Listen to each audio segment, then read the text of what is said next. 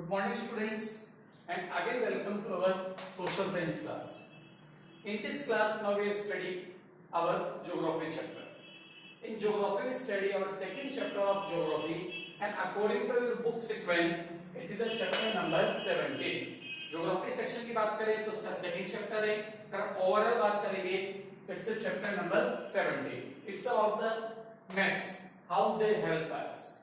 बहुत important है, आपने 5th क्लास के अंदर भी जैसे छोटी क्लास में भी आपने मैप देखा होगा, कभी बनाया भी होगा, तो बहुत सारी बातों का डिस्कशन कर रहे हैं about the maps. We study about direction of the maps. जैसे कि हम बात करते हैं कौन सा डायरेक्शन है, नॉर्थ, ईस्ट, वेस्ट, साउथ और even their sub directions also. So we have to study what are the different directions, how we can find them. हम सिंपली बात करते हैं जिसमें खड़े होते हैं जहां से सनराइज हो रहा है इन फ्रंट, ये हमारे लिए क्या होता है नॉर्थ, और पीछे क्या होगा वेस्ट. तो जो डिफरेंट डायरेक्शंस हमारे, हम उसको कैसे फाइंड करेंगे, हम उसको देखेंगे, आज अच्छे से समझेंगे उसको. Then we also study use of symbols in maps. कई बार ट्रैवलिंग करते हैं, जाते हैं, कुछ बोर्ड लगा होता है, कहीं पर हॉस्पिटल आ रहा है, कहीं पर आगे छोटा रोड आ रहा है, कहीं पर रेलवे स्टेशन आएगा, रेलवे क्रॉसिंग आएगा. तो इस तरह के different science, traffic science specially बने हुए होते हैं, जिससे हमें पता चलता है कि आगे क्या हो रहा है.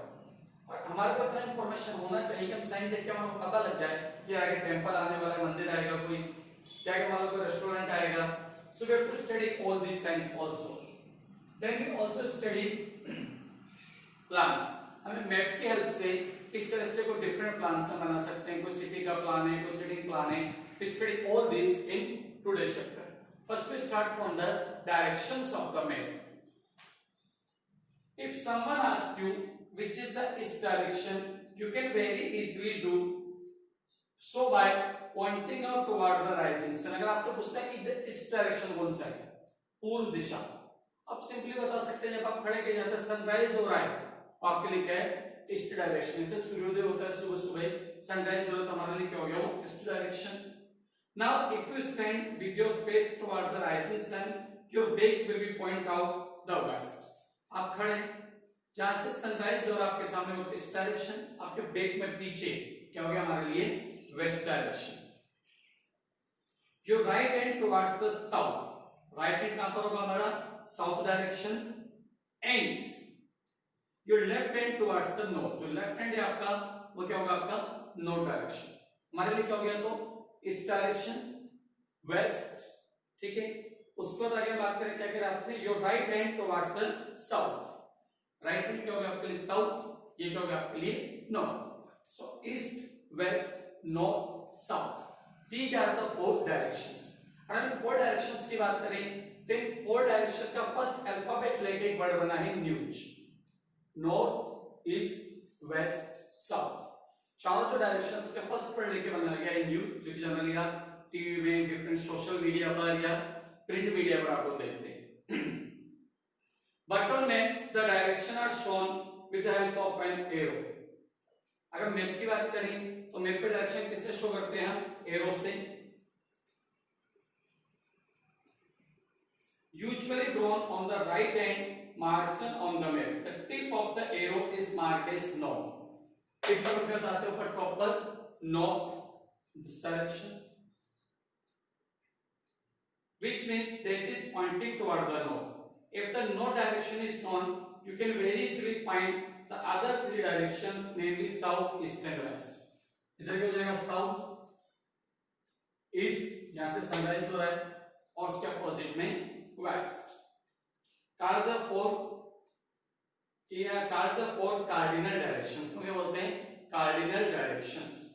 Now with the help of these cardinal directions, you can easily find out the intermediate directions such as northwest, southeast, southwest and northwest. बेटा बोर्ड पर देखेंगे नॉर्थ और ईस्ट के बीच में क्या आ गया नॉर्थ वेस्ट डायरेक्शन. ईस्ट और साउथ के बीच में क्या आ गया साउथ ईस्ट डायरेक्शन. साउथ और वेस्ट के बीच में क्या आ गया south west direction. W I mean west और नॉर्थ के बीच में क्या आ गया आपके लिए north west direction. So by this way we can find out the different directions. Specially आपको चार का तो नॉलेज होना ही चाहिए आपका, north, south, east and west. जबकि चारों डायरेक्शन से हम कहीं पर भी हो प्रैक्टिस में पता होना चाहिए कि कौन सी साइड किस तरफ होगी, नॉर्थ किधर है, साउथ किधर है, ईस्ट किधर है और वेस्ट किधर है। Okay, now study distance on the map. जब हम मैप बनाते हैं तो मैप क्या होता है, तो छोटा सा मैप होता है और उस मैप के अंदर क्या होता है, किसी सिटी का मैप है, किसी कंट्री का मैप है, उस मैप के अंदर हम क्या करते हैं, बहुत लंबा चौड़ा जो साइज होता है, एक सिटी बहुत बड़ी है, कंट्री बहुत बड़ी है, उसको हम एक छोटे से मैप पे रिप्रेजेंट करते हैं। तो हमें क्या करना पड़ता है, वहां पे स्केल लेना पड़ता है। और कभी स्केल क्या होता है, 1 centimetre equal to 500 kilometre, 1 centimetre equal to 100 kilometre.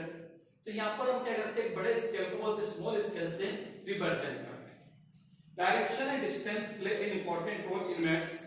Just a direction are shown on the maps with the help of an arrow. So are distances shown with the help of a scale. The scale is often given just below the map. Map के नीचे generally scale दिया होता है और उसके अंदर हम क्या होता है, मेजरमेंट करके बताते हैं कि हमने जितना जो उसके अंदर डायरेक्शन है, जितना जो साइज यूज में लिया है, हमने उसको मैप पर उसका मेजरमेंट कैसे करा। By scale we mean a measuring line on a map which help us to find correct direction between various points on a map. हम क्या करते हैं, एक लाइन लेते हैं, उस लाइन की हेल्प से डिफरेंट डायरेक्शंस हम उसको शो करते हैं। In a scale there is always a proportion between the dimension of the map and the actual area they represent, जो मैं आपको बता रहा हूँ। For example, the scale given in figure 17.2 show 1 centimeter equal to 100 metre. जो पहले वाला आपने देखा पेज में, इसके लिए आपने किया 1 सेंटीमीटर इक्वल टू 100 मीटर।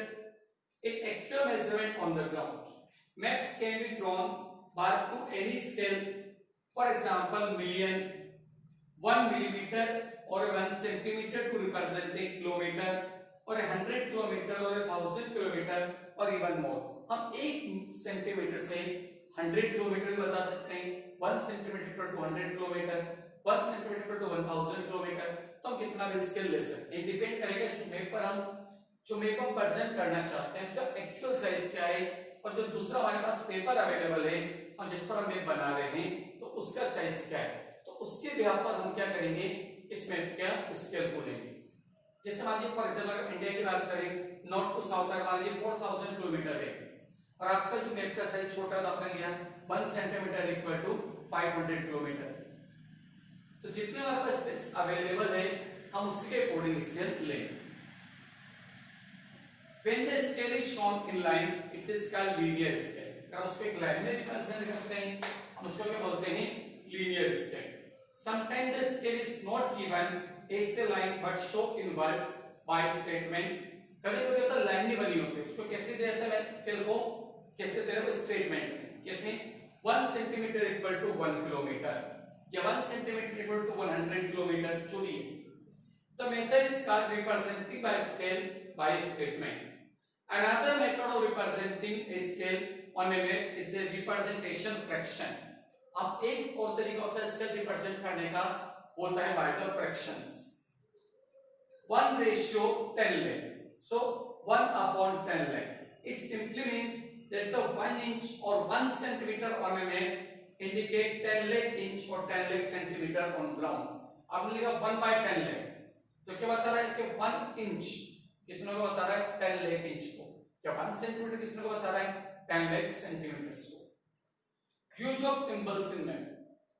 जब हम मैप देखते हैं तो उसमें बहुत सारे सिंबल्स होते हैं, ठीक है, तो उन सिंबल्स का हमारे लिए क्या मीनिंग होता है हमें उनको समझना भी आना चाहिए। It is not always possible to show the actual shape and size of different feature on certain things such as of a building, dam, tree, mountain, valley और प्लेट्यू एक्सेट्रा। हम देखते हैं हमारे पास बहुत सारे बिल्डिंग्स है, माउंटेन्स है, plateaus है, पर हम उनको मैप पे रिप्रेजेंट नहीं कर पाते, तो हमने क्या कर रखा है, उनके लिए एक सिंबल डेवलप कर रखा है, एक छोटा सा बोल सकते हैं निशान से डेवलप कर रखा है, और हम उसको मैप पे उसको बना देते हैं, जिससे हमारे को आइडिया लगता है कि वहां पर क्या है। So we use symbol to represent these features. As the use of symbol make the map clear and easier to read. They also make the drawing of a map much quicker and easier. There is some sort of agreement all over the world regarding the use of certain symbols. अब पूरे world में एक तरह बोल सकते हैं agreement है, समझौता है कि वो जो मैप बनाए जाते हैं ठीक है, तो पर्टिकुलर सिंबल्स हमने फिक्स कर रखे हैं और वो सिंबल से उनके लिए रिप्रेजेंट करते हैं. These commonly used symbols are called conventional symbols. Conventional symbols are often used in survey maps. Sometimes colors are also used to show certain physical features. For example, oceans and water bodies are shown in blue color. जो हमारा globe पे देखते हो blue colour होता है, तो जितने water bodies है उसको किससे शो कर रहे हैं? ब्लू कलर से. प्लेन्स इन ग्रीन कलर, हम प्लेन्स को किसमें शो कर रहे हैं? ग्रीन कलर में. Uplands in yellow and mountains in brown color. It means we show different types of articles in different colors in the map. Okay. One more picture is given in your book. It's about the different symbols. अगर आप इस पर देखेंगे, river के लिए symbol क्या है, tent का सिंबल क्या है, ट्रीज का सिंबल क्या है, डैम का सिंबल क्या है. इसी तरह से आपके रेलवे स्टेशन आ रहा है तो उसका क्या सिंबल है, टेम्पल का क्या सिंबल है, मॉस्क, चर्च, विलेजेस का क्या सिंबल है. So you have to study all these symbols which we can see on traffic maps. जब हम कहीं पे जर्नी करते हैं तो रास्ते में कैसे ट्रैफिक मैप्स बने होते हैं, तो उस पर सिग्नल्स बने होते हैं, हमारा आइडिया लगता है कि आगे क्या आने वाला है. Okay, so let's study all this about the maps. What are their direction, distances, and use of maps. In the next class we will continue it. Thank you.